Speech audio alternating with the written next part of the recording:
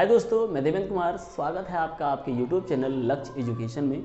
तो आज की इस वीडियो में हम लोग जो देख रहे हैं वो इलेक्ट्रिसिटी के रिलेशन को देख रहे हैं और ये चैप्टर आपका बहुत ही इम्पॉर्टेंट है। और जानिए कि ये वीडियो आपका, इस वीडियो में हम पूरे चैप्टर को कवर करेंगे। जो भी आपकी चीज़ें इस पे होंगी उन सारे टॉपिक को विद न्यूमेरिकल्स कोशिश करेंगे कि सॉल्व किया जाएगा। लेकिन पहले सारे एक्सप्लेनेशन जो होंगे वो एक्सप्लेन किए जाएंगे, कुछ बीच बीच में जो इंपॉर्टेंट चीज़ें होंगी वो बताया जाएगा। तो क्या है इलेक्ट्रिसिटी, ये पहले जानते हैं। तो आज से लगभग 2600 साल पहले, ध्यान रखें कितना, लगभग 2600 साल पहले, ठीक है, एक वैज्ञानिक थे, फिलोसफर थे, जिनका नाम क्या था, थेल्स था। इन्होंने क्या किया, इन्होंने जो इनका ऑब्जर्वेशन था वो स्टार्टिंग ये था कि इन्होंने कुछ ऐसे क्या होता है ये आपको पता है ना, ये हाँ बिल्कुल, मैं तोड़ लेता हूँ, थोड़ा सा मैं जल्दी से तोड़ लेता हूँ और फिर उसके बाद मैं आपको दिखाता हूँ कि इन्होंने क्या किया। पेपर के जो पार्टिकल्स थे, है ना, पेपर लिया और उसको छोटे छोटे ड्रॉपलेट्स में, छोटे छोटे पार्ट्स में बांट लिया। और इसके बाद में जब इन्होंने क्या किया, मान लीजिए कोई भी आप ग्लास, उन्होंने ऑब्जर्वेशन जो किया था वो ग्लास रॉड पे किया था। ग्लास रॉड को इसके पास लेकर के आए, तो आप क्या देख रहे हैं, कुछ ऑब्जर्वेशन इस पे हो पा रहा है, कुछ ये क्या निकल रहा है, नहीं निकल रहा है ना। देखिए क्या अट्रैक्शन हो रहा है, इसमें नहीं हो रहा है। अब क्या किया गया, इन्होंने बताया कि इसको कुछ देर तक क्या करें, हम अपनी हेयर्स पे करते हैं। जो हमारा ड्राई एयर होगा, जो सूखा हुआ एयर है ना, सॉरी हेयर है, जो बाल है, उस पर कुछ देर तक रगड़ते हैं। तो रगड़ने के बाद क्या आपको मिलता है कि ये पेपर शीट जो होगा, ये देखिए अट्रैक्ट हो जाता है, ये इसकी ओर भागा चला आया। ऐसा क्यों हुआ, क्या थी बातें इसमें, क्या चीज़ें इन्होंने की जिससे कि ये कुछ बातें निकल के चली आई, ठीक है, उसको जानिए और उसको हम देखते हैं। इन्होंने क्या किया, थेल्स जी ने जो किया था वो उन्होंने ग्लास रॉड लिया, ठीक है। ग्लास रॉड को जब किसी फर पे रगड़ के देखे तो उन्होंने ये देखा कि जब स्टार्टिंग में इनिशियली जब उन्होंने स्टार्ट किया था तो उसमें कोई अट्रैक्शन नहीं था। मतलब पेपर शीट जो था, वो पार्टिकल्स जो छोटे छोटे पेपर के थे वो अपने स्थान पे रुके हुए थे। लेकिन जब इसको रगड़ा तो रगड़ने के बाद जब उन्होंने देखा, ठीक है, क्या देखा कि जो फर था, यहाँ मगर ये हमारा ऑब्जर्वेशन था, लेकिन इन्होंने जो फर पे एक्सप्लेन किया था, देखा तो ऐसा लगा कि वो जो होता है वो क्या हो गया, अट्रैक्ट हो गया।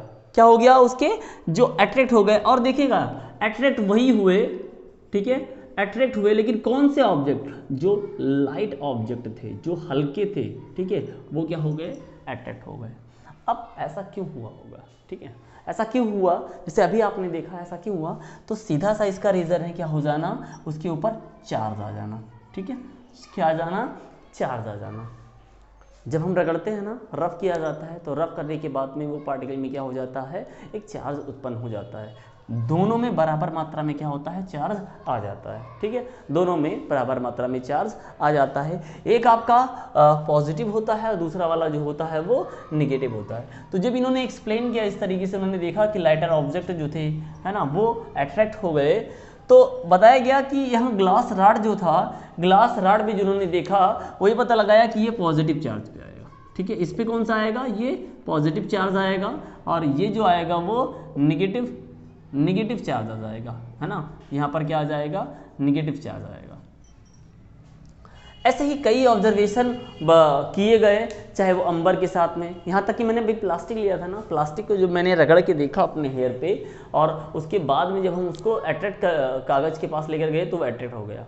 तो हेयर और कम हमने यहाँ पर किया, क्या किया हमने, मान लीजिए कम किया स्थान पे हमने क्या ले लिया, कोई प्लास्टिक ले लिया, भाई मार्कर भी प्लास्टिक से बना हुआ होता है, और इसको जब हमने अपने कहाँ पर रगड़ा, बाल पर रगड़ा, तो इसमें भी क्या आ गया, चार्ज आ गया, ठीक है, चार्ज आ गया। अब आया बात, चार्ज सर किस पे क्या आया है, यहाँ जो आएगा वो निगेटिव चार्ज आएगा, और जो हेयर होगा उस पर पॉजिटिव चार्ज आएगा, ठीक है।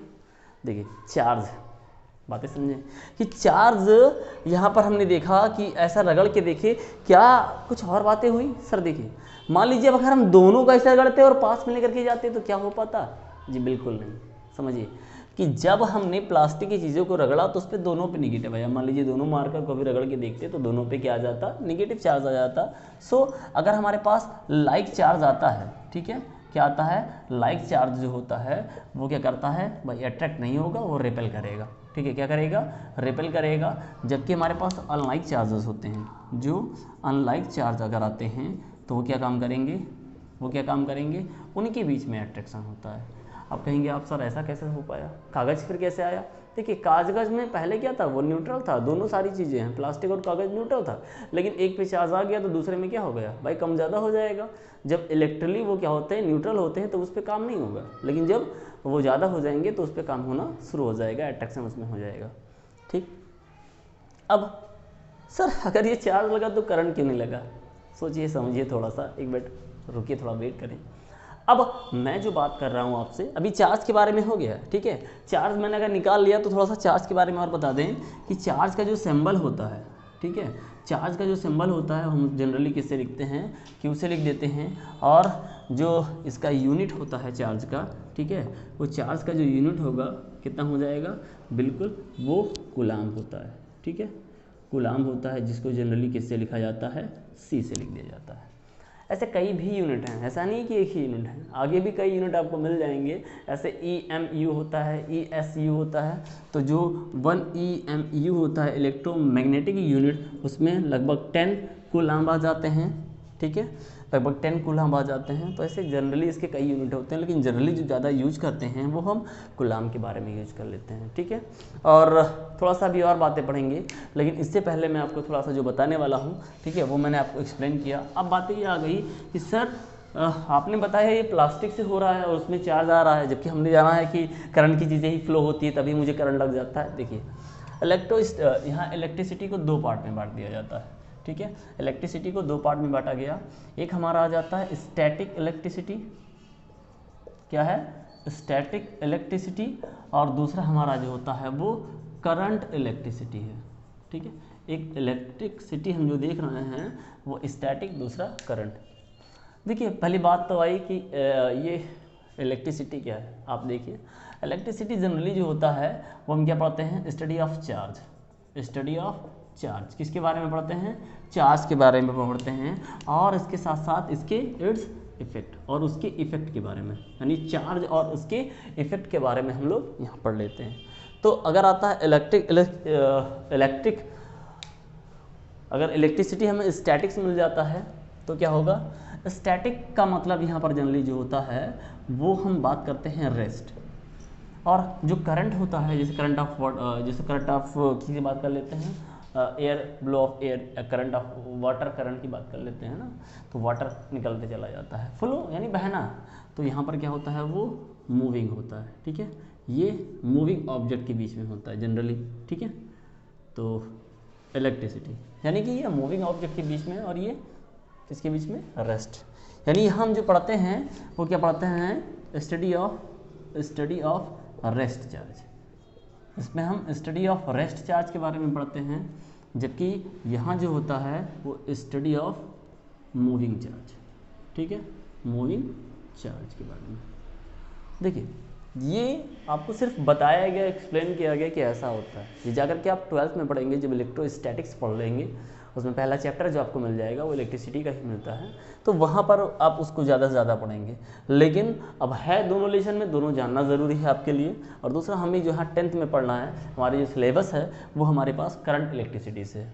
देखिए आपने भी देखा कि स्टडी ऑफ, यहाँ पर हम बात करते हैं किसकी, अगर हम स्टडी ऑफ रेस्ट की बात कर लेते हैं तो हमने प्लास्टिक जब लिया था तब इसके बीच में आ जाता है। यानी कि ये क्या है, ये जो वर्क होता है वो किस पर होता है, बाय इंसुलेटर। यहाँ जो होता है चार्ज वो इंसुलेटर के द्वारा आता है, जबकि अगर हम मूविंग करंट की बात कर लेते हैं तो बाय कंडक्टर। ठीक है, ये कंडक्टर के द्वारा फ्लो होते हैं, यानी कि जो चार्ज का फ्लो होता है, चार्ज आगे बढ़ लेते हैं ना, वो यहाँ पर कंडक्टर के द्वारा बढ़ते हैं। देखिए जब हम यहाँ पर रब किए तो रब करने के बाद में जो निकल के आया वो क्या हुआ, ये रुका था। अब रुका क्यों था, क्योंकि ये चार्ज नहीं था, मतलब ये जो था वो इंसुलेटर था, और इंसुलेटर में अगर कहीं चार्ज आ जाता है तो वो वहीं रुका रहेगा, आगे फ्लो नहीं हो पाएगा। क्योंकि कंडक्टर और इंसुलेटर के बीच में एक रिलेशन आपने पढ़ा होता है, कंडक्टर वो चीज़ें होती हैं जो इलेक्ट्रिसिटी, जैसे हीट के बारे में पढ़ते हैं तो हीट फ्लो हो जाना, लेकिन यहाँ हम करंट के बारे में पढ़ते हैं तो करंट का क्या हो जाना, फ्लो हो जाना। और हम जानते हैं करंट तभी फ्लो होता है जब उसमें फ्री इलेक्ट्रॉन पाते हैं। और फ्री इलेक्ट्रॉन कैसे आते हैं अभी आगे देखेंगे। तो यहाँ इंसुलेटर की हम बात करते हैं और वो कंडक्टर की बात कर ली जाती है। बात होता है इंसुलेटर क्या होते हैं। तो इंसुलेटर क्या होते हैं, allow to pass electric current, है ना, इलेक्ट्रिसिटी थ्रू इट, जिसमें इलेक्ट्रिसिटी कह लें या हम यहाँ पर क्या कह लें, चार्ज, ठीक है, इलेक्ट्रिक चार्ज, जिसमें इलेक्ट्रिक चार्ज क्या होगा, थ्रू इट पास हो सके, होगा। अरे नहीं सर ऐसा नहीं होता है, डू नॉट अलाउ, इसमें नहीं होता है, ठीक है। इंसुलेटर हमने पहले लिखा था ना, जबकि कंडक्टर में क्या होता है, allow electric charge through electric charge, allow to pass electric charge through it, है ना, थ्रू इट। तो जिसके द्वारा, जिसमें लाइट फ्लो हो सकता है, चार्ज फ्लो हो सकता है, वो हो जाते हैं। कंडक्टर और इंसुलेटर में आप जानते हैं कंडक्टर जो हमारा होता है वो क्या होते हैं, जो मेटल्स हमारे होते हैं वो कंडक्टर होते हैं।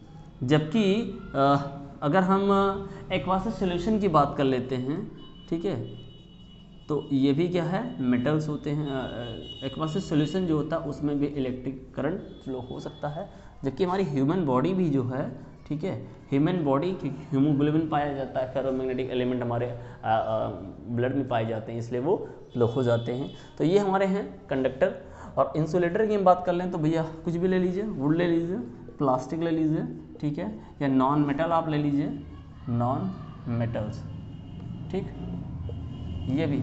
लेकिन ध्यान रखिएगा नॉन मेटल्स में अगर हम एलोट्रॉफ ऑफ कार्बन के लेते हैं, कार्बन का एलोट्रॉफ लेते हैं जो ग्रेफाइड है। ग्रेफाइड क्या है, एक जो होते हैं ग्रेफाइड जो होता है वो एक क्या होता है जी, बिल्कुल नॉन मेटल है, लेकिन इसके बीच में इसमें क्या पाए जाते हैं, फ्री इलेक्ट्रॉन पाते हैं। अब देखिए फ्री इलेक्ट्रॉन कैसे होता है, आपको बताइए कि जो हमारे पास, हम जानते हैं कि हमारे पास जो क्या भाई, जो भी एटम मिलकर बना होता है वो तीन फंडामेंटल जो पार्टिकल्स होते हैं वो मिलकर उससे बने होते हैं। इलेक्ट्रॉन होते हैं, प्रोटॉन होते हैं और न्यूट्रॉन होते हैं, इन्हीं तीनों से मिलकर बना होता है, ठीक है। और ये दोनों चीज़ जानते हैं कि ये दोनों जो होते हैं वो हैवियर होते हैं। ये दोनों हैवियर होते हैं जो कि कहाँ पाए जाते हैं, अगर आप देखेंगे तो ये यहाँ पाए जाते हैं। कहाँ पर, ये क्या बनाया हमने, ये इस तरीके से हमने एक एटम के स्ट्रक्चर को बनाया। तो जो न्यूक्लियस पाए जाते हैं और जो बाहर होते हैं, ठीक है, जो लाइट ऑब्जेक्ट है, लाइट हमारा है, लाइट वेट है, वो इलेक्ट्रॉन का होता है और ये फ्लो करना शुरू कर देते हैं उसके चारों तरफ, मतलब उसके बाहर अराउंडिंग में, उसके चारों तरफ वो फ्लो होते हैं, बहना अपने अपने ऑर्बिट में। ऐसा नहीं कि चाहे जहाँ अपने ऑर्बिट में, जैसे बनाया गया ना ये ऑर्बिट, आप देखते हैं क्लास 9 में आपने पढ़ा भी होगा, तो ये अपने ऑर्बिट में चलना शुरू कर देते हैं। जबकि प्रोटॉन न्यूट्रॉन हैवियर होते हैं, ये उसके न्यूक्लियस में पड़े होते हैं, ठीक है। तो जब इनके फुलफिल नहीं होते हैं, यानी कि नंबर ऑफ इलेक्ट्रॉन्स किसी सेल में ज़्यादा हो जाता है, जैसे मान लीजिए हमने कहा, एक और बना लेते हैं बीच में थोड़ा सा, ठीक है, जैसे हमने स्ट्रक्चर बनाया, देखिए मान लीजिए हमने कहा कि ये स्ट्रक्चर मैंने एक बनाया, ठीक। अब देखिए, अब इसमें जो हम जानते हैं कि ये तो हमारा न्यूक्लियस है भाई, इसको हटा ही दीजिए। और यहाँ पर कितने इलेक्ट्रॉन रह सकते हैं, मैक्सिमम 2 इलेक्ट्रॉन रह सकते हैं। यहाँ पर 8 इलेक्ट्रॉन रह सकते हैं, यहाँ 18 तो रह सकता है, लेकिन पहले जो है वो 8 फुलफिल होगा। एक बोर रूल्स है जो क्या है 2 पावर n, यानी कि हर एक इलेक्ट्रॉन, हर एक सेल में नंबर, ये 1, ये 2, ये 3, K, L, M, है ना, ऐसे हर एक सेल में जो नंबर ऑफ इलेक्ट्रॉन होंगे वो 2 पावर n स्क्वायर को फॉलो करेंगे। तो बोर्स ने एक रूल्स बताया कि ये इतने इलेक्ट्रॉन रहेंगे। जबकि अगर किसी में ज़्यादा इलेक्ट्रॉन हो जाते हैं, जब वो एक इलेक्ट्रॉन डोनर के तरीके से काम करना शुरू कर देगा, यानी कि इलेक्ट्रॉन डोनर हो जाए, जब वो मतलब दे दिया, दान कर दिया, तो क्या हो गया कि उसके पास इलेक्ट्रॉन क्या हो गया, ज़्यादा हो गया, कम हो गया, दे दिया ना, इलेक्ट्रॉन कम हो गया और प्रोटॉन ज़्यादा होते हैं तो वहाँ पॉजिटिव चार्ज आता है, और पॉजिटिव चार्ज आने की वजह से वो क्या होते हैं, उसमें फ्री इलेक्ट्रॉन कुछ रह जाते हैं। दूसरा रीज़न होता है कि अगर अब उनके न्यूक्लियस की बात कर लें, स्ट्रक्चर की बात कर लें, तो हैवी मेटल्स जो होते हैं, ठीक है, उनमें ज़्यादा होता है। लेकिन हम ये इन थ्योरी को ज़्यादा पूरा नहीं कह सकते हैं, इसलिए जो हमारी बातें होंगी वो समझना ही होगा कि अगर किसी में इलेक्ट्रॉन पूरे फिल नहीं है, जैसे हम कह देते हैं कि मान लीजिए हमारे पास यहाँ पर कितने हैं भाई, यहाँ पर कितने 2 हैं, यहाँ पर 8 हैं, ठीक है, और यहाँ पर मान लीजिए हमारे पास 3 हैं। तो जो ये 3 इलेक्ट्रॉन हम देखेंगे, हर एक देखिए हर एक ऑर्बिट में उसके पास क्या हो रहा है कि जी ये फुलफिल है, स्ट्रक्चर की बात कर रहे हैं तो ये अंदर का फुलफिल है और बाहर का उसका बचा हुआ है। तो ये 3 इलेक्ट्रॉन ज़्यादा जो होता है इसी को हम क्या कहते हैं, फ्री इलेक्ट्रॉन कहते हैं, और यही रिस्पॉन्सिबल होते हैं, क्या होते हैं, इलेक्ट्रिक करंट को ले जाने में, यानी कि इन्हीं के द्वारा इलेक्ट्रॉन फ्लो होगा। क्लियर? तो समझ पाए ना? अब देखते हैं इलेक्ट्रिक करंट क्या होता है, पोटेंशियल क्या होता है, आगे देखते हैं। तो भाई चल लोग आप देखें कि यहाँ पर क्या होगा, हम पोटेंशियल डिफरेंस की बात कर रहे हैं कि सबसे पहले मैं डिस्कस करूँगा पोटेंशियल डिफरेंस पे। तो पोटेंशियल डिफरेंस पे जानने से पहले कि आप देखें कि इलेक्ट्रिक पोटेंशियल क्या होता है। सबसे पहले एक बात और जान लें कि ये क्या है। आपको मान लीजिए हमने कहा कि ये एक क्या है, एक इलेक्ट्रिक फील्ड आपको दिख रहा है, ठीक है, इलेक्ट्रिक फील्ड यहाँ बना, और इलेक्ट्रिक फील्ड में, ठीक है, इलेक्ट्रिक फील्ड क्या होगा, जहाँ पर भाई आपको क्या हो जाए, ऐसा कुछ ताकत का, एक स्ट्रेंथ का आपको एहसास हो जाए। जैसे हमें पता है कि किसी एरिया में अगर हम जाएंगे तो क्या होता है कि वहाँ पे हमें उन्हीं की बातों को मानना पड़ेगा। जैसे अभी आप इंडिया में हैं तो इंडिया की बातें मानेंगे, इंडिया के रूल्स और रेगुलेशन जो भी होंगे वो फॉलो करेंगे। आप बाहर जाएंगे तो वहाँ पर होगा।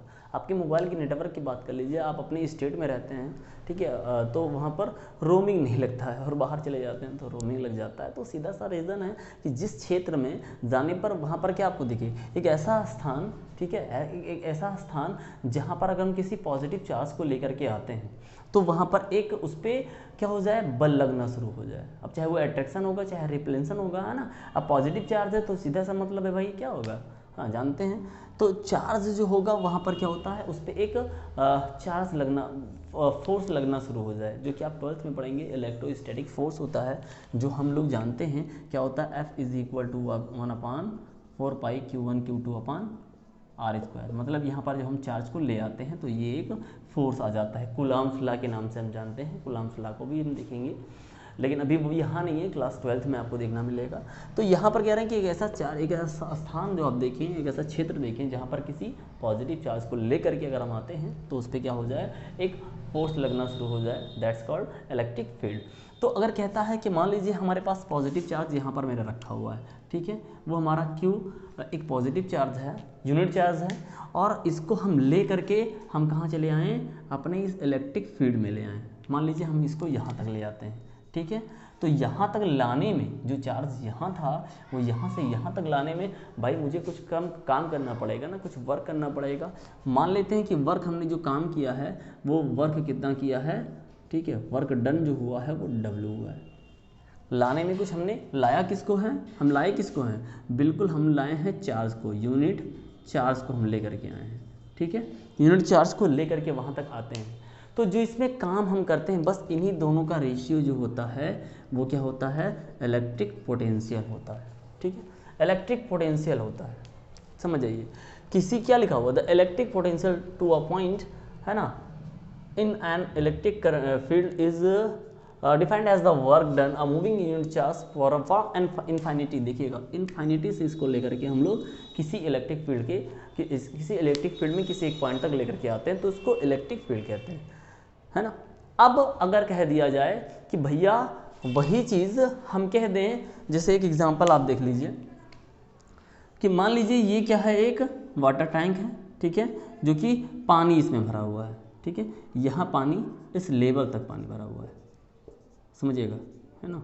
इसको बना के देखे हैं, मान लीजिए पानी भरा हुआ है, ठीक है, मैंने कहा, और दूसरा इस बगल में सेम शेप का ही यहाँ रखा हुआ है, और जो देखेंगे, ठीक है, ये एक दूसरे से ऐसे कनेक्ट हैं, ये एक दूसरे से ऐसे कनेक्ट हैं।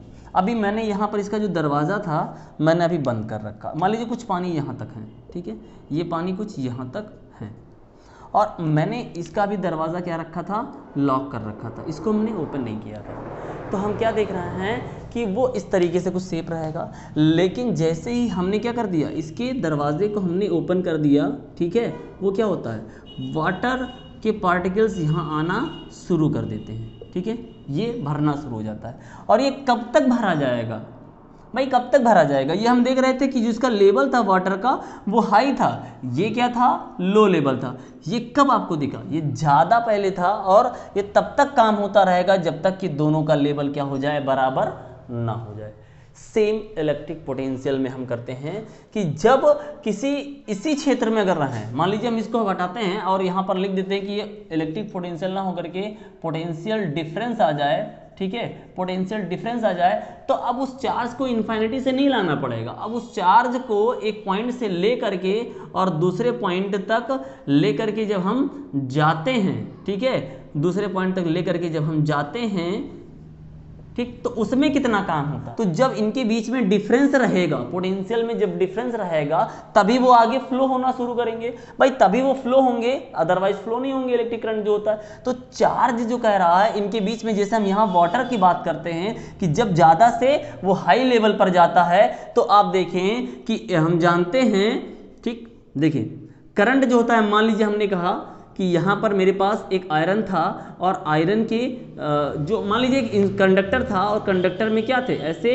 इलेक्ट्रॉन थे, ठीक है, और वो चाहे जिस तरफ, उनका डायरेक्शन किसी भी तरफ मूव कर रहा था। और एक बात और आपको पता है कि जब हमने जैसे इलेक्ट्रोस्टैटिक्स में कहा था कि रगड़ करके देखे थे, तो हमने देखा था कि कुछ चार्ज इकट्ठा हो जाते हैं, वो चार्ज मान लीजिए इकट्ठा माइनस वाला हुआ, क्योंकि जो यहाँ फ्लो होता है वो फ्री इलेक्ट्रॉन्स निकल के आते हैं, तो फ्री इलेक्ट्रॉन का काम क्या होगा, ज़्यादा संख्या इलेक्ट्रॉन की बढ़ जाएगी, पहले वो तो बराबर थे, अब जब ऐसा कुछ चार्ज हुआ, कुछ हमने लाके रखा, ठीक है, तो वो क्या हो गया, उस पर चार्ज ज़्यादा आ गया।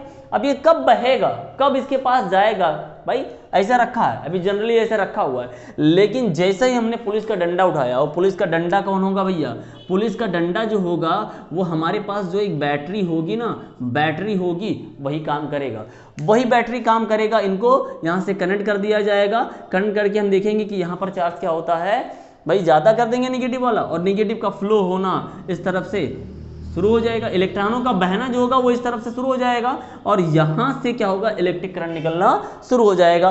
तो ये जनरली काम किसका होता है, पोटेंशियल डिफरेंस का काम होता है। तो हम कह सकते हैं the electric potential at 2 points in an electric current field is defined as the work done on moving unit charge from one point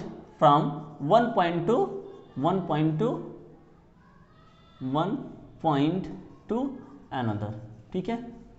तो यही क्या होता है, हमारा पोटेंशियल डिफरेंस होता है। सर क्या कोई फार्मूला मिल सकता है? जी बिल्कुल, पोटेंशियल डिफरेंस का एक फार्मूला आपको मिल सकता है भैया। डिफरेंस की बात करते हैं तो पोटेंशियल को हम लोग जो लिखते हैं वो जनरली अक्षर किससे लिखा जाता है, V से लिखा जाता है। तो यहाँ जो होगा वो VA माइनस VB, हम कहाँ से A से भैया V तक लेकर के गए हैं, कुछ कम ज़्यादा रहा होगा भाई, ज़्यादा रहा होगा, ज़्यादा से तभी तो कम की तरफ आएगा। तो यहाँ पर जो होगा वो ज़्यादा होगा, इस कम की तरफ ज़्यादा रहे, यहाँ कम होगा। तो VA minus VB is equal to work done आपका जो होता है, ठीक है, वर्क डन होता है वो W होता है, और यहाँ पर चार्ज जो होगा वो Q होगा। तो जनरली इसको ऐसा भी लिख सकते हैं, V is equal to W upon Q, V is equal to W upon Q। Unit क्या होगा इसका, तो आप देखिए यूनिट जो होता है इसका वोल्ट होता है, इसका जो यूनिट होगा, ठीक है, पोटेंशियल डिफरेंस का वो वोल्ट होगा। सिंबल भी इसका V है, ठीक है, सिंबल V है, तो कंफ्यूज मत होइएगा, यहाँ V उसका यूनिट में V हम लिख सकते हैं, ठीक है, और इसका सिंबल भी V है। अब आता है, मान लीजिए एक तरीके से हमें कह लें कि पोटेंशियल डिफरेंस है, ठीक, पोटेंशियल डिफरेंस है, और इसका मेजर करने के लिए भाई किसी न किसी चीज़ की ज़रूरत पड़ेगी। तो वो ज़रूरत पड़ेगी इंस्ट्रूमेंट जो हम यहाँ यूज करेंगे, ठीक है, इसको मेजर करने के लिए जो इंस्ट्रूमेंट लिया जाएगा उसका नाम क्या होगा, वोल्ट मीटर होगा। क्या होगा, वोल्ट मीटर होगा, ठीक, वोल्ट मीटर जनरली जो आप देखेंगे वो कनेक्ट किया जाएगा जब आप आपका कॉम्बिनेशन जो होगा सर्किट किस तरीके से बनाया जाता है, तो वोल्ट मीटर हमेशा पैरेलल में ही कनेक्ट किया जाता है। किसमें?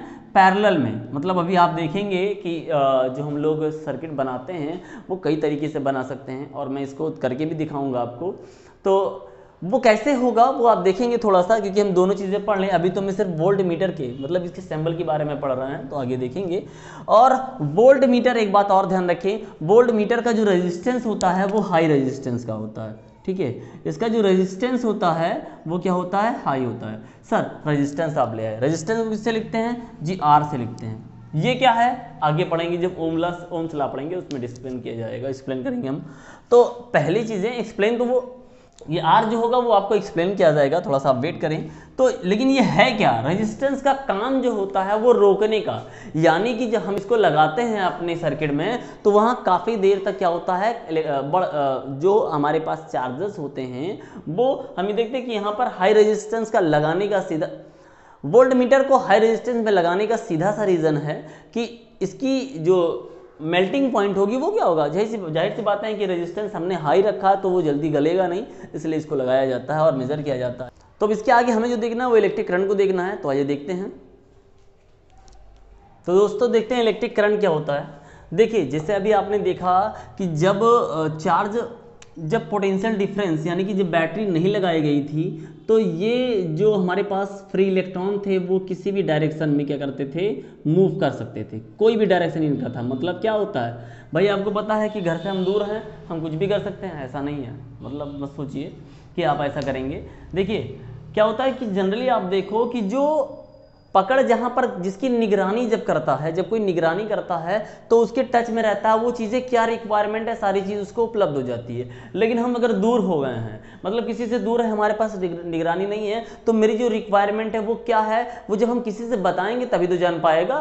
तो लेकिन यहाँ पर क्या है, आराम से जहाँ मन का है वहाँ उधर घूम रहा है, मतलब एक डायरेक्शन इसको नहीं मिल पा रहा है। लेकिन यहाँ हम जब देखते हैं, जैसे ही हमने क्या कर दिया, इसको बैटरी से कनेक्ट कर दिया, सभी का डायरेक्शन क्या हो गया, एक सिरे से हो गया। क्योंकि हम जानते हैं कि जो इलेक्ट्रॉन का फ्लो होता है वो क्या होता है, निगेटिव से पॉजिटिव की तरफ होता है। यानी कि इलेक्ट्रॉन का जो मोशन होता है, इलेक्ट्रॉन की मोशन की बात करेंगे, वो यहाँ इस तरीके से जाते हैं इलेक्ट्रॉन। ठीक है, ये इलेक्ट्रॉन बेचारे इस तरफ से जाते हैं। लेकिन यहाँ पर क्या है, करंट जो फ्लो होता है वो यहाँ से निकल के जाता है। करंट का फ्लो ये इस तरफ से होता है, यानी करंट हम देखेंगे कि जो हमारा निकल के जाएगा यहाँ इस तरीके से निकल के चला जाता है। तो यहाँ पर आप क्या देख रहे हैं कि जितना हम जा रहा है, यानी करंट कितना फ्लो हो रहा है, तो क्या हो जाएगा, द रेट जो इसका निकलेगा, the rate of charge, the rate of electric charge, ठीक है, in unit time, the rate of flow of electric charge, the rate of flow of electric charge is called electric current.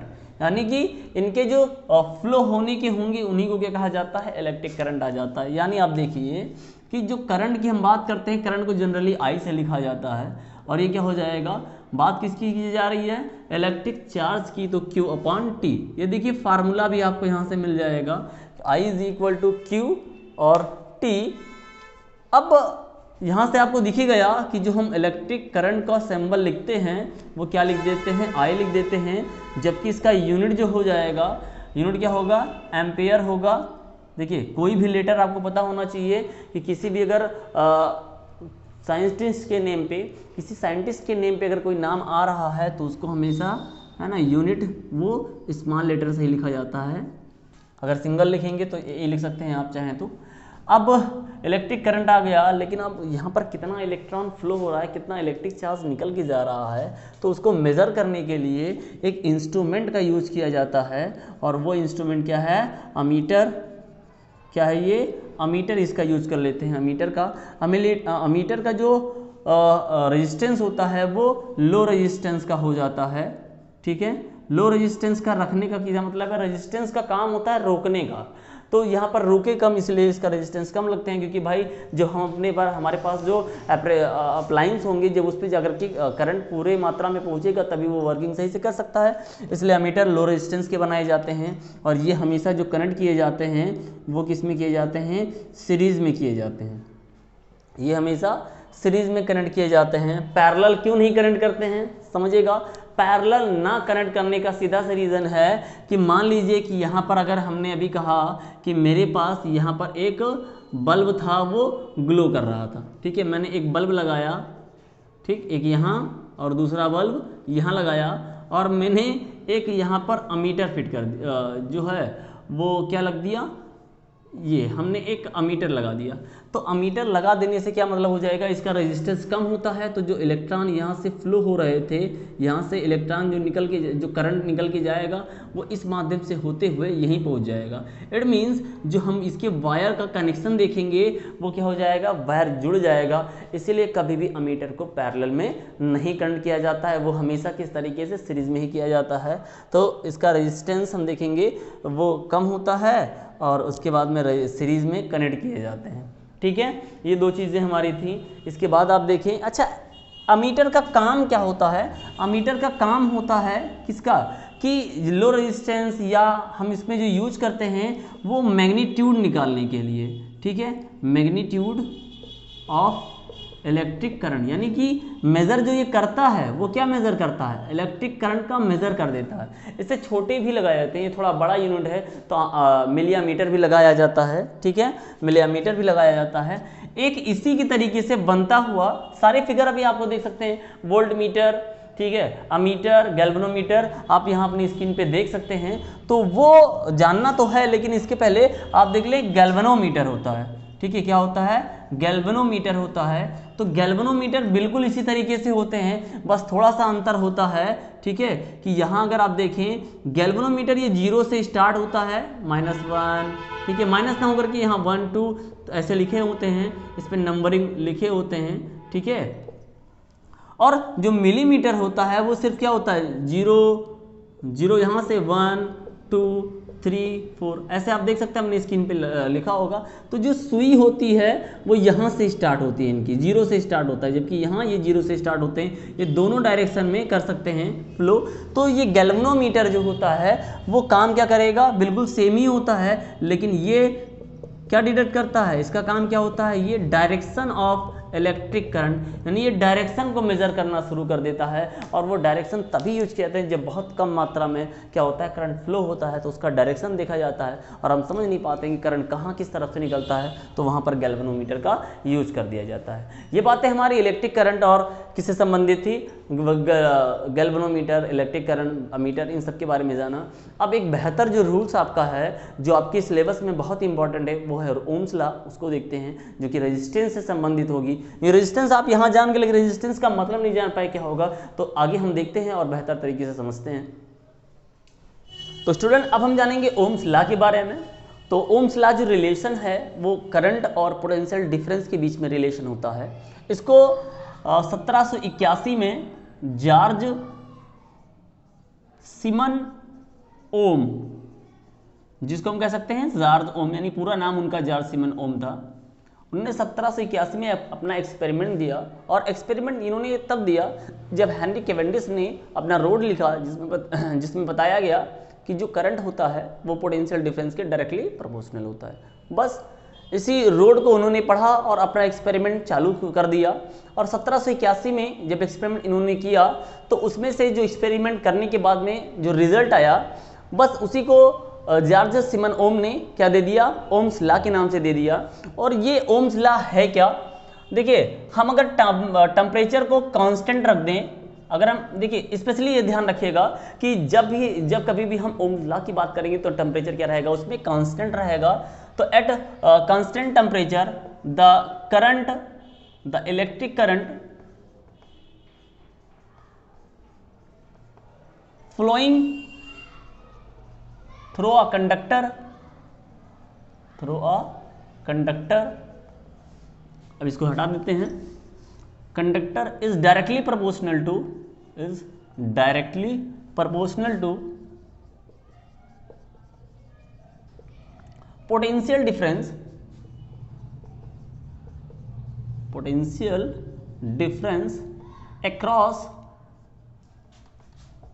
Across its end, यानी उसके end पे, जानते हैं ना potential difference, आपने पहले पढ़ लिया अभी पहले। तो जो इन्होंने दिया बताया क्या कि पोटेंशियल डिफरेंस जो होता है वो क्या होता है, करंट के डायरेक्टली प्रोपोर्शनल होता है। सो जब कांस्टेंट को हटाया जाता है तो क्या लगाते हैं, एक प्रोपोर्शनल लगाते हैं, वो क्या है R। तो क्या बन गया ये V is equal to I R. बस यही लॉ जो है वो ओम्स लॉ के नाम से जाना गया। R क्या है इसमें, वेयर R जो आप देखेंगे R इज अ कांस्टेंट, एक कांस्टेंट होता है ना, नोन एज, जिसको क्या जानते हैं, नोन एज रेजिस्टेंस। देखिए उस रेजिस्टेंस का, उस वायर को हम क्या, उस वायर का जो कांस्टेंट यहाँ पर निकल के आया वो रेजिस्टेंस हो जाता है। अब आप देखें है क्या, V is equal to I R. तो क्या लिख सकते हैं, R is equal to V upon I. R is equal to V upon I. इससे आपको क्या दिख रहा है कि जो रेजिस्टेंस होता है वो रेशियो होता है potential difference, R is equal to V I. तो जो रेजिस्टेंस होता है वो पोटेंशियल डिफरेंस और इलेक्ट्रिक करंट के बीच का जो रेशियो है उसी को रेजिस्टेंस कह दिया जाता है। तो रेजिस्टेंस समझिए। अब रेजिस्टेंस अगर आ गया है तो R जब मिला आपको, R का एक यूनिट होगा, देखिए सिंबल तो आपको मिल गया, और R का जो आपको यूनिट मिलेगा वो क्या होता है, ओम होता है। अपने ही नाम पे दे दिया है इन्होंने, और इसका सिंबल जनरली आप कुछ इस तरीके से देख सकते हैं। तो यहाँ से आपको क्या दिख रहा है, आपको यहाँ से एक रिजल्ट आप देखें, इस रिजल्ट से आपको कुछ बातें नजर आ रही है कि R जो होता है वो डायरेक्टली प्रोपोर्शनल है पोटेंशियल डिफरेंस के, जबकि R जो है वो इन्वर्सली प्रोपोर्शनल है करंट की। यानी दो बातें, जो रेजिस्टेंस डिपेंड करेगा, ठीक है, वो किस पे डिपेंड करेगा भाई, पोटेंशियल डिफरेंस पे डिपेंड करेगा, और जो करंट उसमें फ्लो हो रहा है उस पे डिपेंड करेगा। यानी आप यहां से देख सकते हैं कि अगर हम कहीं पोटेंशियल डिफरेंस हमारा क्या है, ज्यादा है, तो रेजिस्टेंस भी क्या होगा, ज्यादा हो जाएगा, और भाई कम होगा तो कम होगा डायरेक्टली, है ना।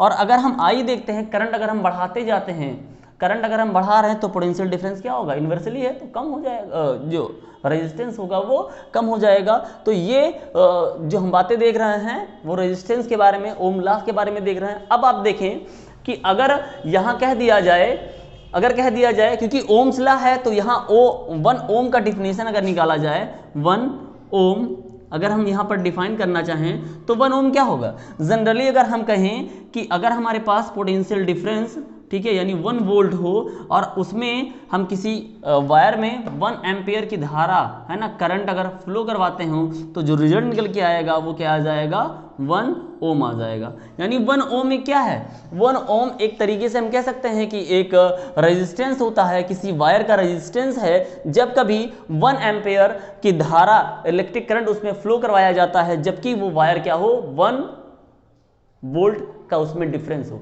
यानी 1 वोल्ट के डिफरेंस, वायर के डिफरेंस में, पोटेंशियल डिफरेंस में अगर 1 एम्पियर की धारा बह निकलती है तो वहां पर जो रेजिस्टेंस आएगा वो कितना आ जाएगा, 1 ओम आ जाएगा।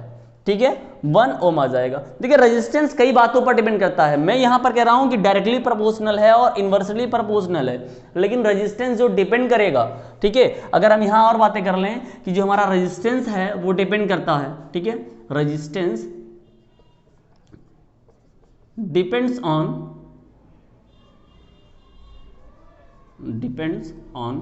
देखिए रेजिस्टेंस किस किस पर डिपेंड करेगा।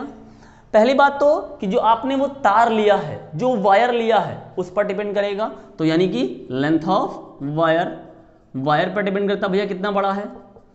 दूसरी चीज और किस पे भाई, दो ही बातें हैं ना, लेकिन ठीक है और देखते जाएं। जो आपने वायर लिया उसका क्रॉस सेक्शन एरिया क्या था, यानी कि cross section area of wire. ये दो बातें हम देखेंगे। तो जब इन्हीं दो बातों पर वो डिपेंड करता है तो समझिए क्या हम लिख सकते हैं, हम R को लिख सकते हैं R प्रोपोर्शनल टू L, और यहां R को लिख सकते हैं R प्रोपोर्शनल टू क्या भाई, प्रोपोर्शनल नहीं होता, ये इन्वर्सली प्रोपोर्शनल होता है, ये ध्यान रखेंगे, ये उनके इन्वर्सली प्रोपोर्शनल में होता है। तो अगर हम इन दो, देखिए मैं यहां रेजिस्टेंस की बात कर रहा हूं, अभी आपको पता है कि रेजिस्टेंस का हम कॉम्बिनेशन भी पढ़ने वाले हैं, तो कॉम्बिनेशन वो इसके बाद होगा कि रेजिस्टेंस किस तरीके से हम कनेक्ट कर लेते हैं। लेकिन यहां आप देखें ओम्स लॉ में इसके बाद जो मुझे मिलेगा वो रेजिस्टेंस। अच्छा रेजिस्टेंस है क्या, या ये रेजिस्टेंस है क्या? देखिए जब कभी भी हम करंट फ्लो करवाते हैं तो उसको अपोजिट अगर वो फोर्स है, यानी करंट जो फ्लो हो रहा है उसके अपोजिट अगर उसको रोकने के लिए उसको ज्यादा देर तक, भाई करंट फ्लो करवाता है उसको जाने देना चाहिए, लेकिन नहीं उसको हम रोकते हैं, वो रोकने की चीज वो प्रॉपर्टी ही क्या है, रेजिस्टेंस है। जो अब अगर ऐसे मान लीजिए हमने किसी वायर को ले लिया तो जो वायर यहाँ पर यूज करेंगे एज ए रेजिस्टेंस उसको हम रजिस्टर कह देंगे, ठीक है, वो क्या कहा जाएगा भैया, रजिस्टर कह दिया जाएगा, ठीक।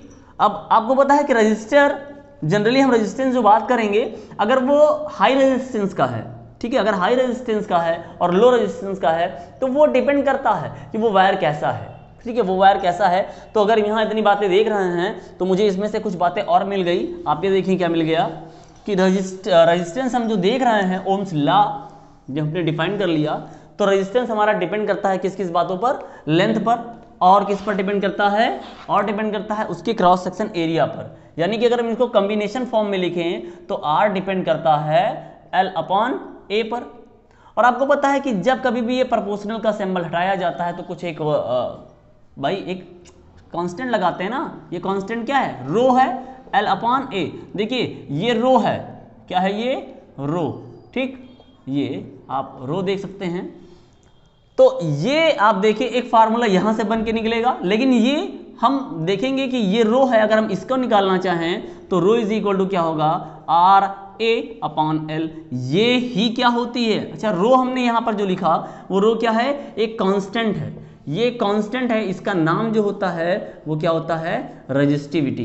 क्या होता है, रेजिस्टिविटी। अब रेजिस्टिविटी है क्या सर, देखिए रेजिस्टिविटी से ये पता लगता है कि वो कैसा है, यानी कि हम यहां से उसका नेचर निकाल लेते हैं, नेचर निकालते हैं, नेचर पता करते हैं कि वो कैसा है, कंडक्टर है या कंडक्टर है, ठीक है, या वो इंसुलेटर है, सारी बातें इसमें देखें, ठीक है, नेचर उसका पता लगता है। तो कंडक्टर,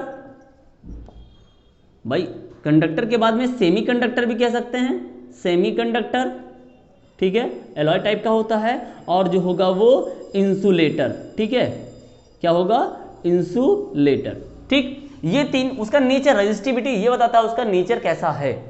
तो यहां रो हमने कहा कि कांस्टेंट है, रेजिस्टिविटी है, तो इसका यूनिट भी आपको मिल जाएगा, ठीक है। यूनिट कैसे निकालेंगे, यहाँ किसका है, ये हम जानते हैं रेजिस्टेंस का है, इसका क्या होता है, इसका तो भैया ओम होता है, ठीक है। एरिया है, एरिया का मान लीजिए क्या होता है, मीटर स्क्वायर, क्योंकि जनरली ऐसा यूनिट ये होता है, और यहाँ लेंथ है, मीटर कैंसिल आउट हो जाएगा, तो इसका जो यूनिट मिलेगा वो ओम मीटर मिलेगा। इसको जनरली हम ऐसा भी लिख सकते हैं, ठीक। ये किसका यूनिट है, रेजिस्टिविटी का। अब रेजिस्टिविटी का काम क्या होता है, रेजिस्टिविटी का काम होता है नेचर बताना, क्यों, नेचर उसका कैसा है। तो आप देखें कंडक्टर अगर हमें आपको कहीं मिल जाता है तो अगर उसका रेंज हमें क्या दिख जाए, 10 की पावर -8 ओम मीटर अगर हमको दिखता है, ठीक है, 10 की पावर -8 ओम मीटर दिखता है, ये -6 से लेकर के उसके ऊपर भी कितना भी हो, -8 से ऊपर या -6 से ऊपर हम देखेंगे कि अगर इस तरीके के रेंज सबको मिल जाते हैं तो ये पता लगेगा कि वो कंडक्टर है। लेकिन अगर हमें वो 10 की पावर 2 से लेकर के 10 की पावर 4 टाइप का दिख जाता है, ठीक है, तो ये हम कह देंगे वो सेमी कंडक्टर है, यानी वो एलॉय टाइप का होगा। और अगर इंसुलेटर की बात करेंगे तो 10 की पावर यहाँ 6 से लेकर के 10 की पावर आप कितना भी कर लीजिए 4, यहाँ सॉरी यहाँ लगभग जनरली 8 से स्टार्ट होता है, तो ये उसका रेंज है, ठीक है, ओम मीटर, ये उसका रेंज है, कंडक्टर, इंसुलेटर और सेमी कंडक्टर का। इस रेंज के द्वारा ये पता लगाया जा सकता है कि कंडक्टर का नेचर कैसा है, इंसुलेटर है, सेमी कंडक्टर है। तो ये चीज रेजिस्टिविटी आप देख सकते हैं, ये भी आपके लिए बहुत इंपॉर्टेंट है और इसके ऊपर क्वेश्चंस भी पूछे जाते हैं। देखिए ध्यान रखिएगा, ये सारी चीज हम तब कहते हैं जब हमारा टेम्परेचर क्या होता है, फिक्स्ड होता है, यानी टेम्परेचर भी काम करता है, लेकिन हम फिक्स एक रूम टेम्परेचर की बात करते हैं तब ये इसमें हो जाता है। अब आगे हमारा जो होगा वो सर्किट होगा और उसके कॉम्बिनेशन होंगे, तो उसको भी देखिए। तो स्टूडेंट आप देख सकते हैं कि इलेक्ट्रिक सर्किट क्या है, किस तरीके से बना हुआ है। इससे पहले आप देख सकते हैं हमारे बाएं दाएं जो है, आप यहाँ बोर्ड पे आप देख सकते हैं कि डिफरेंट टाइप के जो यूज़ किए जाते हैं सिंपल इलेक्ट्रिक सर्किट बनाते वक्त, हम जो चीज़ें यूज करते हैं उसको यहाँ पर आप देख सकते हैं कि बैटरी कैसी है, सेल कैसा है, ठीक है, सारी चीज़ें आप इस देख लीजिए। और अब देखिए यहाँ पर बात की जा रही है कि इलेक्ट्रिक सर्किट, तो कोई सर्किट क्या है? सर्किट एक तरीके से पूरा फुल कम्बिनेशन होता है जिसमें हम बैटरी, स्विच, लाइट मतलब बल्ब और अमीटर, वोल्टमीटर, ये सारी चीज़ों को फिट कर देते हैं, लगा देते हैं, और जो बन के निकल जाता है। आप घर में ये चीज़ जानते हैं ना, आप घर में देखो वायरिंग की गई है आपके, वो वायरिंग किया है भाई, वो सर्किट है जहाँ से इलेक्ट्रिक करंट फ्लो करवाते हैं, बैटरी से निकल के आया और जहाँ पूरे वायर में गया। आप ट्यूबलाइट जलाते हैं, फैन जलाते हैं, ये सारी चीज़ें क्या हैं? जो बटन आपने स्विच बनाया है वो बटन, ये सारी चीज़ें आप घर में अपने देख सकते हैं, लेकिन ये इसका 2D रिप्रेजेंटेशन आप यहाँ देख सकते हैं। अब देखिए ये जो चीज़ें लगी गई है, ये लगाई गई है, ये पूरा एक कंप्लीट आपका सर्किट है। यहाँ आप देखिए ये प्लस है, और आपको पता है कि जो इलेक्ट्रॉन निकलते हैं वो निगेटिव से निकलते हैं, जबकि जहाँ करंट फ्लो होने की बात है, करंट का डायरेक्शन जो होता है वो पॉजिटिव की तरफ से चलना शुरू कर देता है, ठीक है।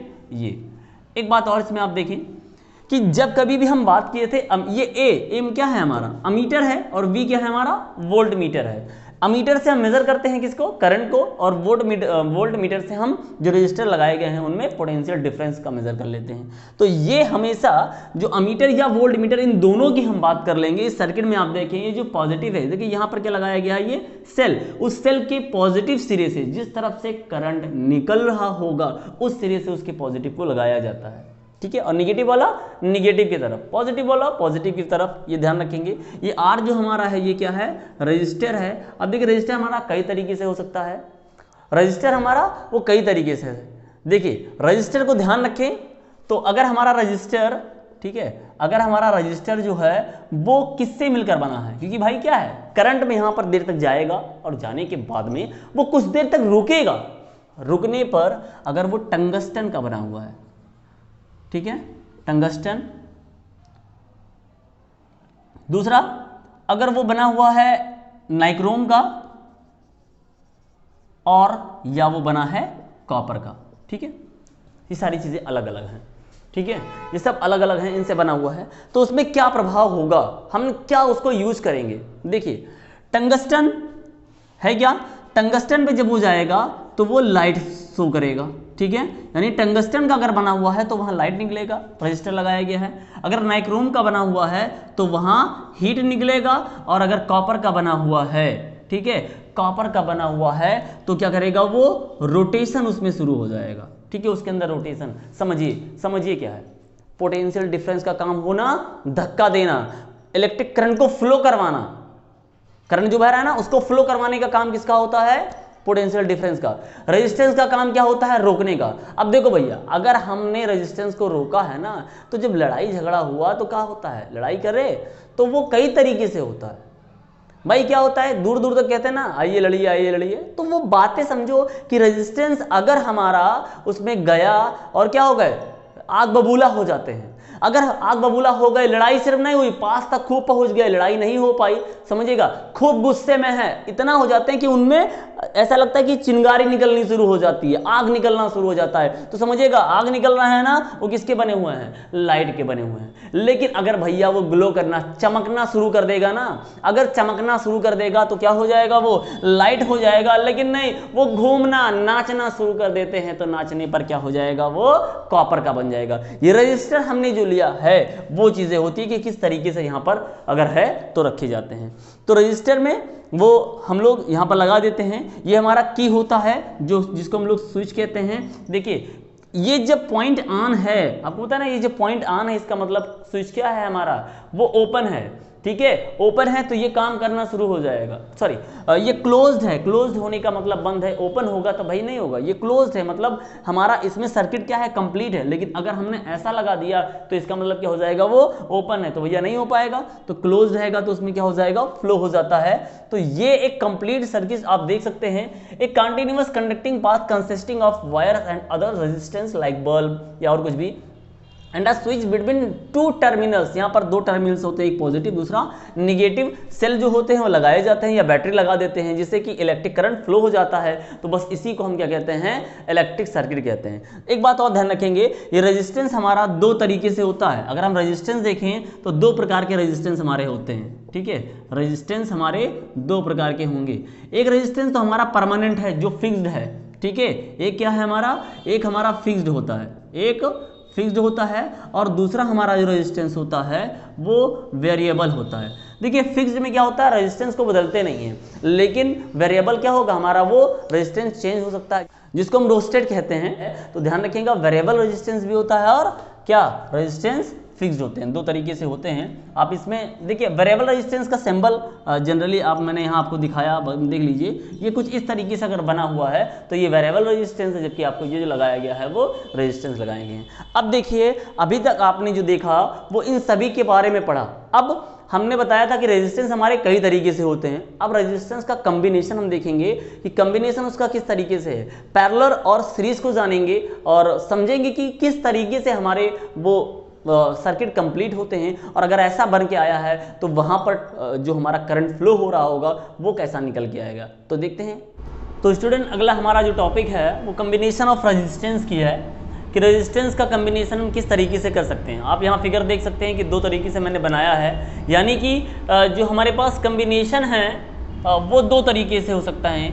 एक हो सकता है हमारा सीरीज कॉम्बिनेशन, ठीक है, यानी कि जो रेजिस्टेंस हमारे लिए जाएंगे उन रेजिस्टेंस को हम लोग सीरीज में कर सकते हैं, और दूसरा जो हमारा होगा वो पैरेलल कॉम्बिनेशन होगा, यानी रेजिस्टेंस को जो हम जोड़ रहे होंगे। अब देखिए आपको पहले बता दिया गया रेजिस्टेंस क्या है। मान लीजिए फैन आपने जोड़ा या कोई इलेक्ट्रिक वायर आपने जो है जैसे हीटिंग इफेक्ट के वाले ले लिए, आयरन के टोस्टर ले लिए, फैन ले लिया, बल्ब ले लिया, कोई एम्पलीफायर ले लिया, साउंड ले लिया, तो इस तरीके से जो जोड़े जाते हैं वो आपके क्या है, रेजिस्टेंस है। तो रेजिस्टेंस को हम दो तरीके से जोड़ सकते हैं। आप यहाँ देख सकते हैं कि इसमें अगर हमारे पास देखिए कोई रेजिस्टेंस, ये रेजिस्टेंस है और दूसरा रेजिस्टेंस ही बगल से हम इसको ऐसा जोड़ करके काम कर रहे हैं। देखिए ये रेजिस्टेंस हमारा R1 है और दूसरा हमारा R2 है, हम यहाँ पर दोनों को जोड़ रहे हैं। तो ये आप देखिए ये पहला सिरा, ये लेफ्ट, ये राइट पहले वाले का, ऐसे ही जो यहाँ पर आप देखें ये दूसरे वाले का लेफ्ट और राइट।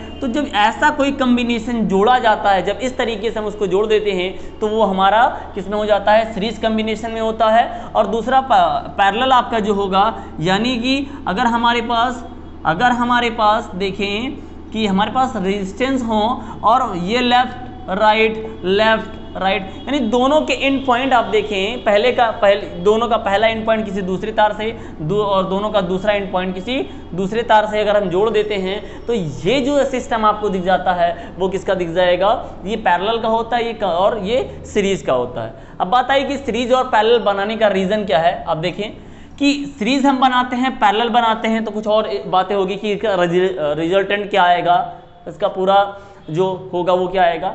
देखिए सीरीज में जब हम बनाते हैं, जब कभी भी हम किसी को सीरीज में बनाते हैं, रेजिस्टेंस को जोड़ते हैं, तो वहाँ ठीक है, वहाँ हमारा क्या होता है कि जो रेजिस्टेंस उसमें होते हैं वो रिजल्टेंट रेजिस्टेंस बढ़ जाता है। यानी कि देखिए करंट यहाँ से फ्लो होगा, ये करंट ऐसा जाता जा रहा है तो पहले इसमें जाएगा फिर दूसरे में जाएगा, तो जो टोटल रेजिस्टेंस होगा वो बढ़ जाता है। और यहाँ पर जब देखते हैं कि हमारा करंट यहाँ से निकल के जब गया तो ठीक है वो सब में बढ़ गया, करंट सब में बढ़ जाता है। यहाँ पर सब में एक साथ जाता है, लेकिन जब यहाँ पे बढ़ जाता है तो अगर रिजल्टेंट का हमें बढ़ाना है, अगर हमें बढ़ाना है रिजल्टेंट यानी इंक्रीज करना है कभी रेजिस्टेंस को, तो हम क्या करेंगे, उसमें सीरीज में कर देंगे, और अगर ये जो हम करेंगे वो पैरेलल में कर देंगे। अगर मुझे घटाना होगा, कम करना होगा, डिक्रीज करना होगा। देखिए कैसे निकल के आता है, क्या रिजल्टेंट का कोई फार्मूला बन सकते हैं। हाँ, इसका हम जानते हैं क्या होता है, R इज इक्वल टू, ये रिजल्टेंट को आप R कह देते हैं, तो R1 प्लस R2। कैसे निकल के आया, आप देखिए कि जब ये इसमें जाएगा, करंट यहां से फ्लो होगा, तो करंट फ्लो होने के बाद में वही करंट यहां भी आएगा और वही करंट यहां भी आ जाएगा। तो जब दोनों में करंट सेम आ जा रहा है, ठीक है, मैं पहले बात कर रहा हूं किसकी, सीरीज की बात कर रहा हूं, तो जब दोनों में करंट सेम आ जा रहा है, इट मीन्स हम कह देंगे इस पूरे सिस्टम में जो करंट होगा वो सेम रहेगा, और ओम्स लॉ कहता है कि करंट फ्लो करवाते हैं तो पोटेंशियल डिफरेंस आ जाता है, या पोटेंशियल डिफरेंस जब होगा तभी करंट फ्लो हो सकता है। तो अगर हम यहां पर देखें इसके इन दो इन पॉइंट्स पर, ठीक है, अगर मैं यहां देखूं, ये पहले रेजिस्टेंस के लिए मैं बात कर लूं, ठीक है, अब देखिए रेजिस्टेंस तो वही रहेगा, सॉरी करंट तो वही रहेगा, लेकिन जो करंट का पोटेंशियल डिफरेंस होगा वो क्या हो जाएगा, बदल जाएगा। बदल क्यों जाएगा सर? अरे भाई मान लीजिए आपने क्या लिया है, एक ताकतवर लिया है, दूसरा कमजोर लिया है, तो वो अलग अलग होगा ना। तो हम देखेंगे इस पूरे सिस्टम में जब इलेक्ट्रिक करंट फ्लो करते हैं, जब कोई सीरीज में होता है, तो इस पूरे सिस्टम का अगर देखा जाए तो V is equal to I R, जो कि ओम्स लॉ कहता है।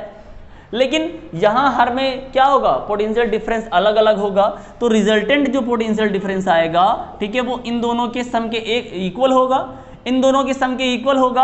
अब यहां जानते हैं V is equal to I R, से I देखेंगे आई आर, ठीक है, V को हटा देते हैं आई आर, और यहां पर क्या होगा भैया, पोटेंशियल डिफरेंस R1 है, I कांस्टेंट है क्योंकि I बढ़ता नहीं है, पोटेंशियल डिफरेंस बढ़ जाएगा, I नहीं बढ़ेगा, ठीक है। तो V R1 plus sorry I R1 plus I R2, यहां से आपको I कॉमन दिख जाता है तो R1 प्लस R2, और ये I R कैंसिल आउट हो जाएगा, तो रिजल्टेंट जो हमको मिल जाएंगे वो R1 प्लस R2 मिल जाएगा। ये लगाते हैं जब हम सीरीज में, ठीक है, तो ऐसा लिख सकते हैं R is equal to R1 plus R2 plus R3, ठीक है, प्लस डॉट डॉट डॉट, यानी जितने भी अप्लायंस लिए जाएंगे सभी का जो रेजिस्टेंस का सम होगा, ठीक है, सभी का रेजिस्टेंस का जो सम होगा वो क्या आएगा, इस वाले से सम आएगा, इन सभी से बड़ा रहेगा, यानी छोटे छोटे जब हम लेंगे उनका सम निकालेंगे तो आप देख रहे हैं कि इस तरीके से जब हम सीरीज में कंबाइन कर दे रहे हैं तो रेजिस्टेंस क्या हो रहा है, इंक्रीज हो जा रहा है। अब देखिए अगर हम पैरेलल की बात कर लें तो जो करंट यहाँ फ्लो होना शुरू होगा, आई जा रहा है, वो क्या होगा, इसमें कुछ और होगा, इसमें कुछ और होगा, और इसमें कुछ और होगा। कैसे?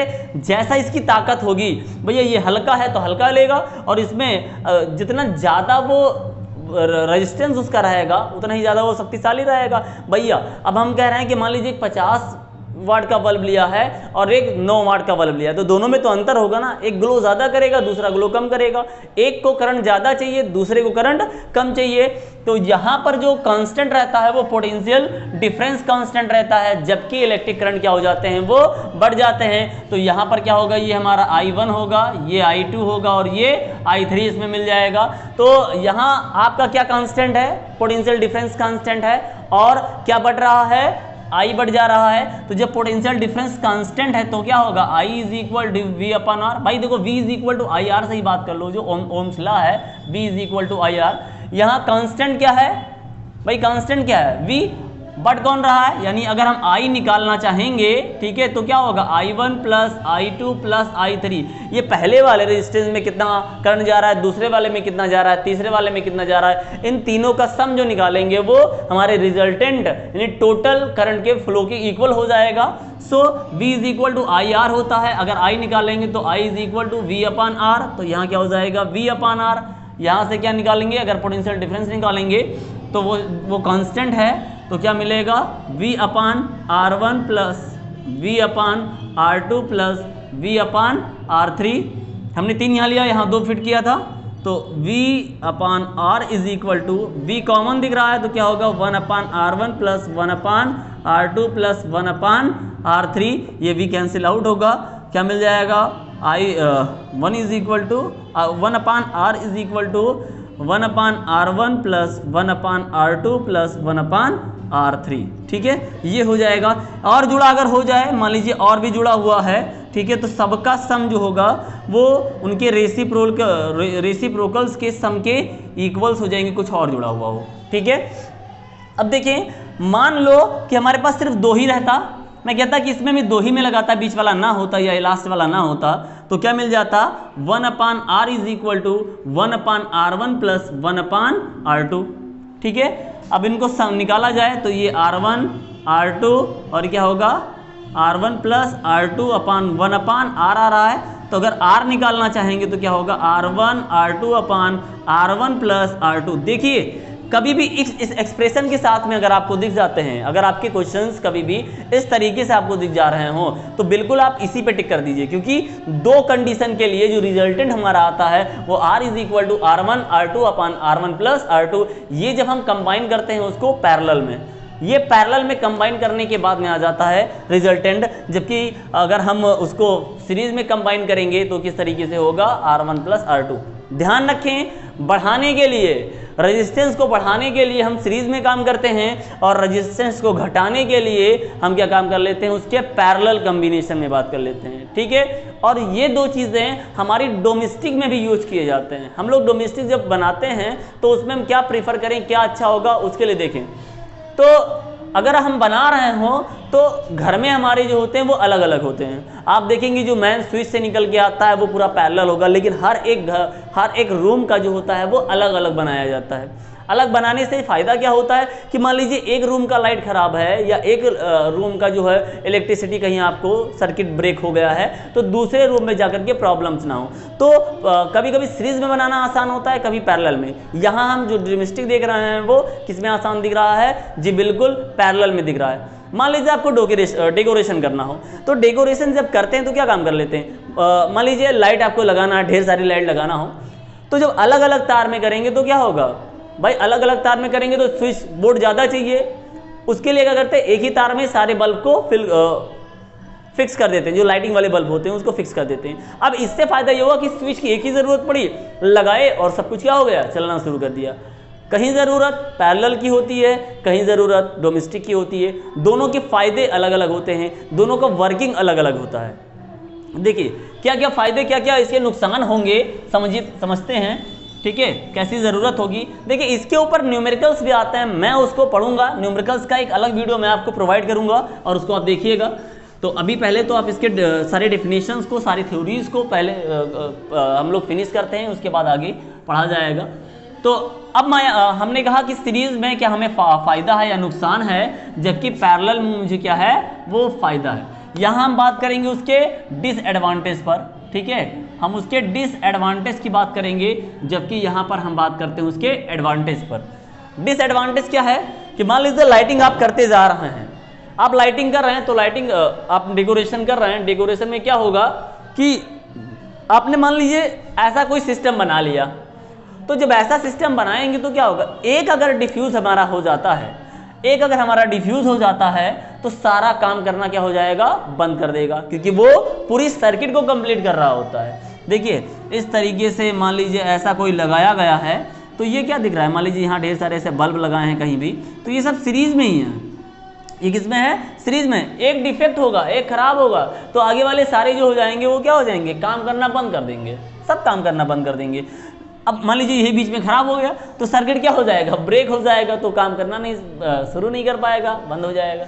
जबकि पैरेलल में अगर यही चीज़ लगाया होता, ठीक है, ऐसा पैरेलल में लगाया होता, भैया एक खराब हुआ है तो यही तो तुम जाओ, तुम किनारे फेंक दिए उसको, तुमसे क्या मतलब रखा है, बाकी तो काम कर रहे हैं ना, बाकी काम कर रहे हैं, ठीक है। आप पेन देखो, पेन ढेर सारे लेते हो, अभी एक ही पेन में सारा इंक भरना होता तो क्या प्रॉब्लम होता है ना, अगर कहीं खराब हो जाता तो आपको प्रॉब्लम्स होती है। लेकिन यहाँ पर क्या है भाई, दूसरा पेन यूज़ कर लेंगे। तो ये ऐसे कॉम्बिनेशन, ऐसे हमारी सीरीज जो होती है उससे फ़ायदा होते हैं।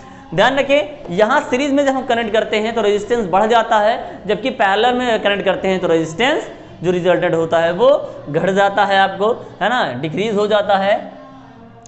इसमें लाइट क्या होता है, इसमें करंट जो जाता है वो सेम रहता है, जबकि यहाँ जो करंट जाता है वो सब में अपरेटस में अलग अलग हो जाते हैं। तो ये कुछ फ़ायदे और नुकसान हैं जिनको आप पढ़ सकते हैं और याद कर सकते हैं, समझ सकते हैं। तो रेजिस्टेंस की बातें हमारी हुई। तो अब हम जो बात करेंगे वो इलेक्ट्रिक पावर पर बात करेंगे। तो इलेक्ट्रिक पावर क्या है उसको समझते हैं और देखते हैं कि इलेक्ट्रिक पावर क्या है।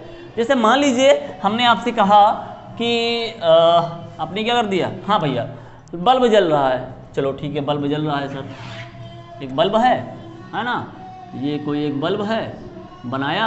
अब भैया बनता कैसे है वो तो आप जानते हो, ये बल्ब है और बल्ब ग्लो होता है, ठीक है, ऐसे जल रहा है, बीच में से ऐसे निकल करके वो जल रहा है। तो ये अगर जल रहा है तो भैया कुछ एनर्जी इसमें लगा होगा, इसने कितना देर तक काम किया है, कुछ काम किया होगा और कितने देर तक काम किया होगा, यही आपकी शक्ति होती है।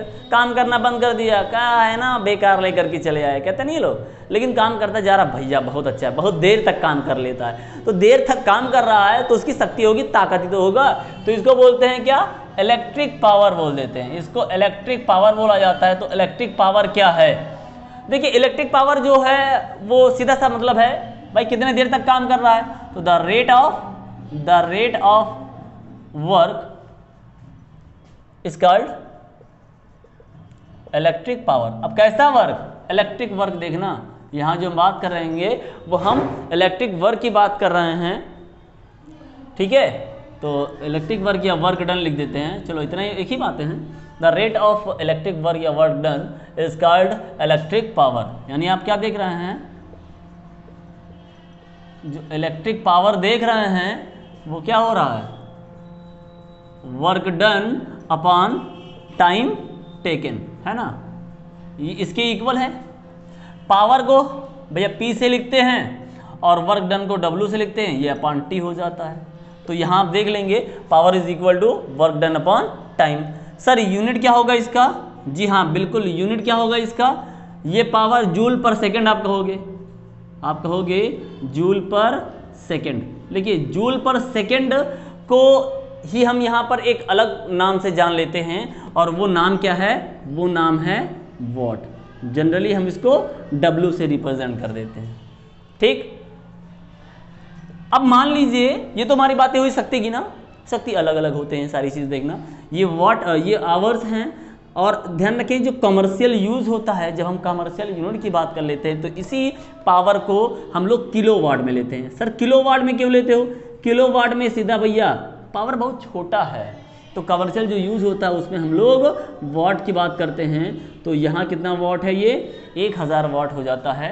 जबकि 1 HP की बात की जाती है, ठीक है। HP हार्स पावर जो होता है वो 746 वॉट का होता है, ठीक है। एक HP जो है 746 वॉट का होता है, तो ये भी ज़रूरत है, आप जान लीजिए। अब कहता है कि 1 वॉट को डिफाइन करिए, तो 1 वॉट क्या है भैया? जब 1 जूल पर सेकेंड वो काम करेगा, 1 सेकेंड तक काम कर रहा हो, तो जो पावर निकल के आएगा वो कितना हो जाएगा? 1 वॉट हो जाएगा, ठीक है। The power of 1 watt is defined as the rate of working, the rate of 1 joule working in 1 second. तो इस तरीके से हम उसका वॉट को डिफाइन कर लेंगे।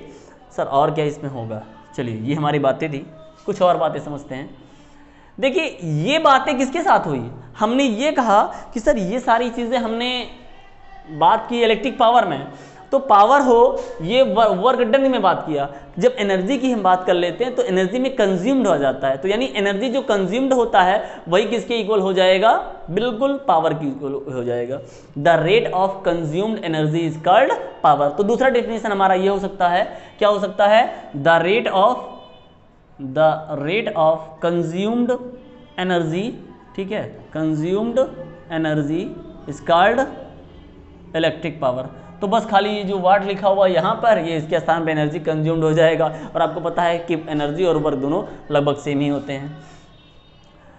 सर देखिए पावर हमारा कितना लिखा हुआ है? P is equal to W/T है। आपने पढ़ा V is equal to W/Q जब पोटेंशियल डिफरेंस की बात कर रहा है तो यहाँ से W इज इक्वल टू क्या मिल जाएगा? V इंटू Q मिल जाएगा, रख देंगे वैल्यू, तो V Q/T। अब आपने स्टार्टिंग में करंट के बारे में पढ़ा था, I is equal to Q/T। यहाँ से Q/T जो होगा वो क्या बन जाएगा? V और I।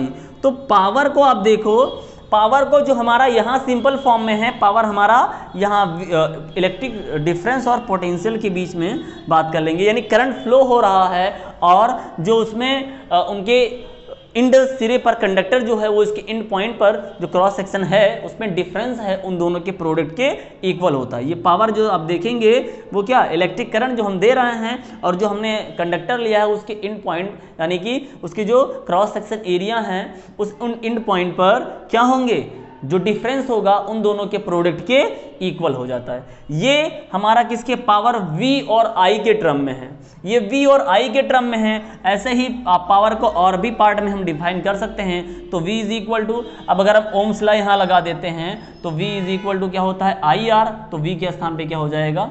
V के स्थान पे क्या हो जाएगा?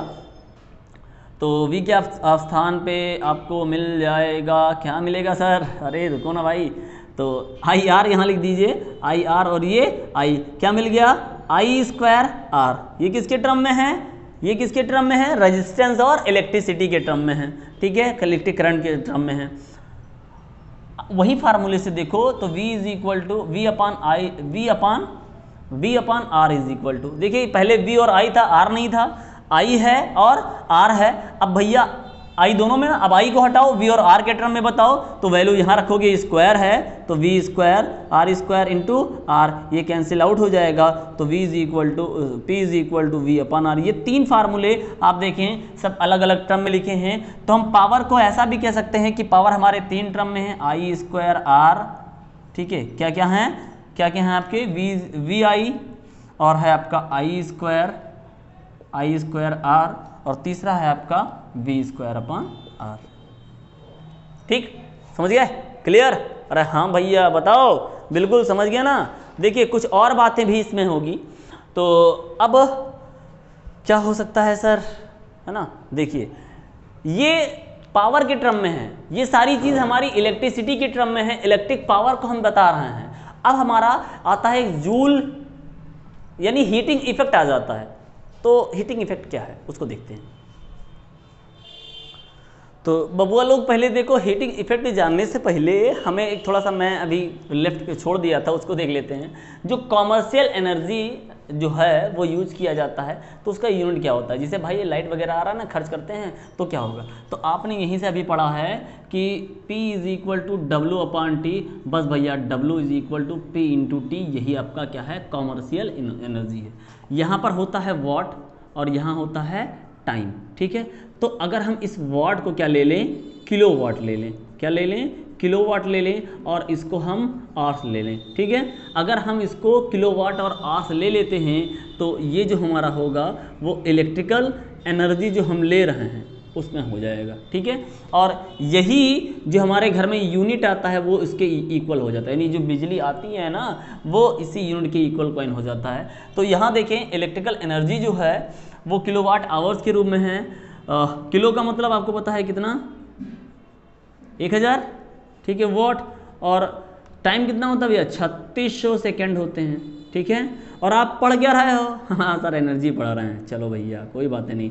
3630 यहाँ से, 20 यहाँ से, 50 यहाँ पर लगा देंगे, ठीक है, 50 लगा देंगे। और एनर्जी पढ़ा रहे हैं ना, तो एनर्जी का क्या होता है सर, जूल होता है, ठीक है। एनर्जी का क्या होता है, जूल होता है।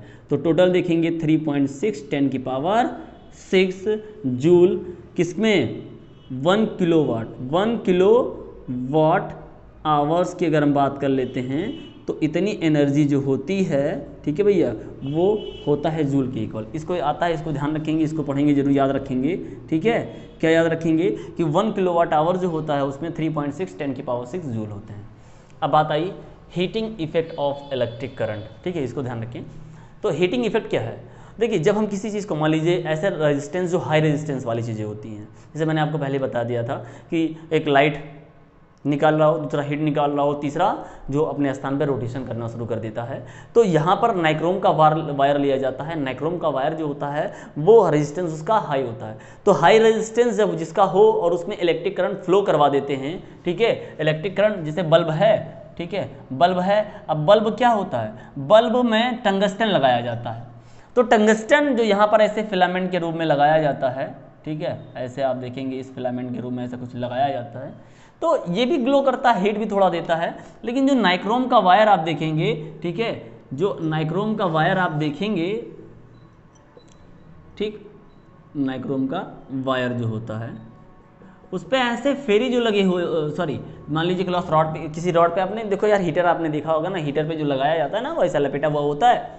तो लपेटने पर, ठीक है, ये एक नाइक्रोम ही लपेटा गया है। तो जब हमने उसको लपेटा, उसकी फेरों की संख्या हमने देखा कि कितना भी होगा, काफ़ी देर तक रहा, नाइक्रोम का रेजिस्टेंस ज़्यादा है, तो ये हीट प्रोड्यूस करना शुरू कर देता है। मतलब इसमें जो एनर्जी हमारी होती है वो हीट के रूप में निकलनी शुरू हो जाती है। और आपने पढ़ा है एनर्जी कंजर्वेशन में, आपने पढ़ा है कि energy neither created not be destroyed although it change one form to another form, एक से बदल करके दूसरे बदलते हैं। तो यहाँ पर जो हमारे पास लाइट एनर्जी आ रही है वो किस में बदल जाएगी, वो बहुत हार्ड हो करके, है ना, गर्म हो करके वो जलना शुरू, गर्म हो जाएगा और हीट के रूप में प्रोड्यूस कर देगा। बस यही ध्यान रखें कि जब कभी भी इलेक्ट्रिक करंट फ्लो किया जाता है उसमें क्या निकल आता है, हीट निकल आता है। जब कभी भी इलेक्ट्रिक करंट फ्लो किया जाता है तो क्या निकल आता है भैया, उसमें हीट निकल आता है। क्लियर? तो अभी आपने फार्मूला जो पढ़ा था बगल में आप देख सकते हैं कि क्या निकल गया, W is equal to P into T. भाई ये हीट ही क्या हो जाता है, जब आपने वर्क किया काफ़ी देर तक एनर्जी कंज्यूम्ड हुआ, उसी वो हीट के रूप में जनरेट होकर के निकला, तो P इज इक्वल टू क्या मिल गया, H is equal to PT। और जो डिफरेंट फार्मूला अभी हमने पढ़ा था, W इज इक्वल टू क्या पढ़ा था, VI, ठीक है, और W is equal to VI पढ़ा था, I स्क्वायर R पढ़ा था, और V स्क्वायर R, ये तीनों जो है इसकी वैल्यूज़ को अगर हम यहाँ रख देते हैं, भाई यही चीज़ें वैल्यूज़ हैं, ठीक है, तो हमें क्या मिलता चला जाएगा, देखिए जो वैल्यू निकला ये P के पावर के रूप में निकला था, सॉरी पावर के रूप में निकला था। तो पहला जो आप देखेंगे, ठीक है, यहाँ इस P के स्थान पे हम रखते हैं, मान लीजिए पहला ये रख दिया जाता है I स्क्वायर RT, पहला मिलेगा वो इक्वल होगा, दूसरा क्या मिलेगा, दूसरा क्या मिल जाएगा, दूसरा आप देखेंगे कि वैल्यूज़ को रखा जा रहा है, और वैल्यूज़ को रखने के बाद में हम जो देख रहे हैं उनके जो डिफरेंट फार्मूले हमको मिलते चल रहे हैं, ठीक है, वो और क्या फार्मूले मिलेंगे भाई भाई भाई भाई आप देखें VI और ये T हो जाएगा, और दूसरा हमारा जो होगा V स्क्वायर R और इसके साथ साथ T, ये H के रूप में हो जाएंगे। और जो आप ये फार्मूला देख रहे हैं H is equal to I square RT, बस यही क्या है, क्या है, हीटिंग, ये जूल्स हीटिंग इफेक्ट है, जो इसकी इक्वेशन है वो इसके इक्वेशन मिल जाएंगे। तो जो आप ये फार्मूला देख रहे हैं यही क्या है, जूल्स लॉ ऑफ हीटिंग, क्या कहते हैं इसको, जूल्स लॉ ऑफ हीटिंग।